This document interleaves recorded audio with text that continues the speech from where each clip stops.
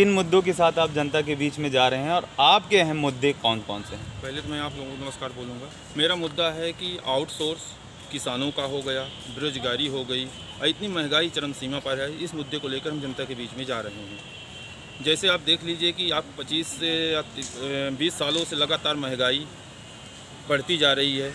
उसके बावजूद आप किसानों का देख लीजिए कि ओला और गेहूं की खरीदी आज तक जो आपकी शासन कर रही है कि हम इतने रुपए खरीदी कर रहे हैं, आज तक खरीदी नहीं हुई उस रेट में। किसानों का गेहूं 2400 रुपये खरीदा जा रहा है, कम से कम क्या उसको 3500 नहीं किया जा सकता है। दूसरी बात, आउटसोर्स हर ज़िले में आउटसोर्स है। आउटसोर्स को बेरोजगारी इतनी है कि उसको पेमेंट तक नहीं दिया जा रहा है। संविदा हो गया, अति शिक्षक हो गया, मतलब कोई भी हर जगह से भ्रष्टाचार है। तो हम तो इन मुद्दों को लेकर आगे तक चल रहे हैं। किसानों का मुद्दा है अपना, अति शिक्षक का है, आउटसोर्स का है और ये ठेका प्रथा बंद की जाए।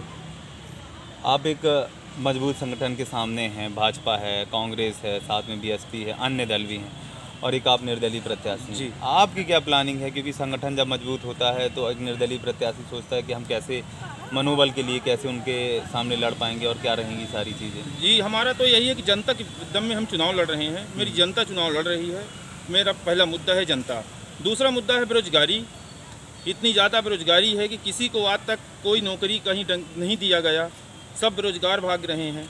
यमुना प्रसाद शास्त्री जी 1970 में एक वो निकाले थे कि कानून कि बेरोजगारी भत्ता दिया जाए इनको, सर्कुलर में है, लेकिन आज तक उनको पारित नहीं किया गया। आप देखने वाले हैं कि रेलवे ललितपुर सिंगरौली 1970 से ही लाई गई है, यमुना प्रसाद शास्त्री की ही देन है कि जो आज तक ही कंप्लीट नहीं की गई। तो ये तो मुंह में सब बोल रहे हैं, सब अपना अपना प्रचंड रख रहे हैं, लेकिन कुछ भी कोई सुनने को नहीं है। तो मेरा मुद्दा है कि ये आउटसोर्स प्रथा बंद की जाए। अति शिक्षक हो गए, जो बेरोजगार हैं उनको रोजगार दिया जाए। कोई मंत्री सांसद बन गया तो अपने भत्ता से कम बेरोजगारी भत्ता तो कर सकता है। उस भत्ते के लिए नहीं आ रहे हैं कि कम से कम हम सीट छोड़ दिए हैं तो कम से कम उस पेंशन से भत्ता दे दें। कल उसको नौकरी लग जाएगी तो वो भी भत्ता छोड़ सकता है, दूसरे को देगा।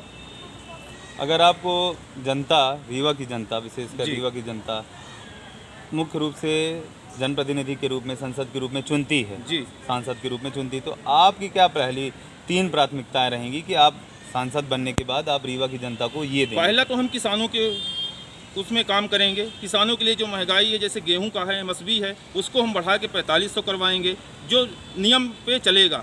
दूसरा हमारा आउटसोर्स प्रथा जो हर जगह सरकारी विभागों में है, हर जगह घूसखोरी चल रही है, उस प्रथा को हम पहले बंद करवाएंगे। और दूसरा, सड़क, नाली, पानी तो ये आम बात हो गई सर, लेकिन शिक्षा देख लीजिए आप। आज हमारे मतलब नहीं, हमारे भाई के पास भी नहीं है तो वो स्कूल में नहीं पढ़ा सकता है। कोई सांसद बन गया, वो पेंशन छोड़ने को तैयार नहीं है। बेरोजगारी भत्ता वो दे दो, कम से कम जो बेरोजगार लड़के घूम रहे हैं वो भत्ता से कम काम चलाएं कि कल वो नौकरी कर लेगा तो वही भत्ता हम दूसरे को देगा। तो हम तो यही मुद्दे लेके चल रहे हैं।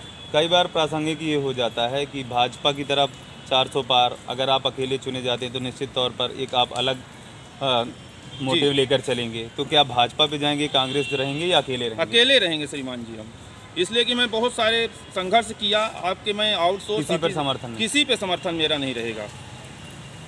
अकेले ही हम रहेंगे। सांसद तक हमको जनता पहुंचाएगी तो वहीं अकेले अपना पक्ष हम रखेंगे। हो सकता है नहीं कहते तो 4 लोग और आ जाएं हमारे बीच में, लेकिन हम किसी के पक्ष में नहीं जाएंगे।